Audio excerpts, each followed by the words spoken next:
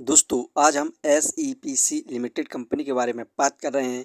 यहाँ पर SEPC limited company को लगातार ऑर्डर मिलते जा रहे हैं, उसके बावजूद भी हमें इस कंपनी में गिरावट देखने को मिल रही है।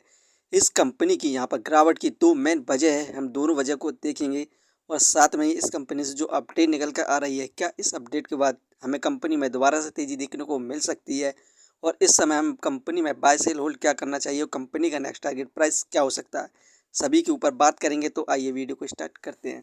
दोस्तों SEPC लिमिटेड कंपनी का शेयर प्राइस अभी 8.23 रुपये चल रहा है। आज के दिन इस कंपनी में हमें 1.48% के रिटर्न देखने को मिल रहे हैं। कंपनी का शेयर प्राइस 8.05 रुपये पर स्टार्ट हुआ था 9.15 पर। वहीं पर एक महीने में इस कंपनी में हमें ज़बरदस्त गिरावट देखने को मिली 18.68% की। एक महीने पहले इस कंपनी का हाईएस्ट प्राइस 10.12 रुपये था। इसके बाद से इस कंपनी में गिरावट देखने को मिल रही है। यहाँ पर भारत की मार्केट और शेयरों में यहाँ पर एक महीने से लगातार गिरावट देखने को मिल रही है, क्योंकि यहाँ पर यूएस और भारत के बीच में जो डील होनी थी, अभी दोनों के बीच में बातचीत बंद है। यूएस ने भारत से कहा था कि वो रूस से क्रूड ऑयल न खरीदे, उसके बावजूद भी यहाँ पर भारत लगातार रूस से क्रूड ऑयल खरीद रहा है। जिसके बाद डोनाल्ड ट्रंप ने यहाँ पर भारत को धमकी दी है कि यदि वो रूस से क्रूड ऑयल खरीदता है तो वो भारत के गुड्स पर 500% तक का टैरिफ लगा सकता है। जिसके बाद हमें भारत की मार्केट में गिरावट देखने को मिल रही है और इस समय यहाँ पर भारत ने यूएस के ऊपर 30% का टैरिफ लगा दिया है। यही एक कारण है कि हमें एक महीने से ज़बरदस्त गिरावट देखने को मिल रही है।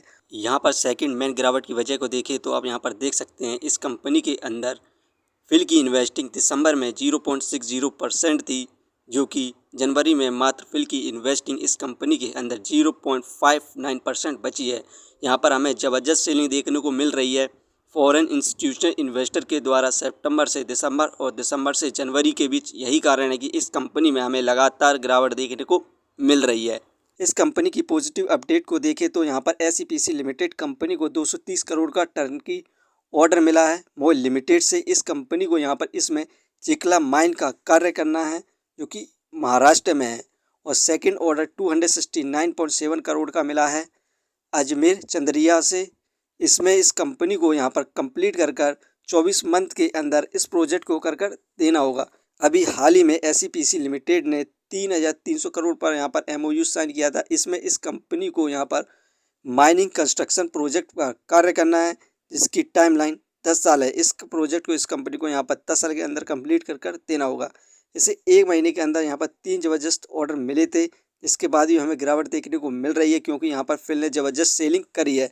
तो अभी फ़िलहाल हमें और ज़्यादा गिरावट देखने को मिल सकती है इस कंपनी में, तो अभी इन्वेस्टमेंट ना करें।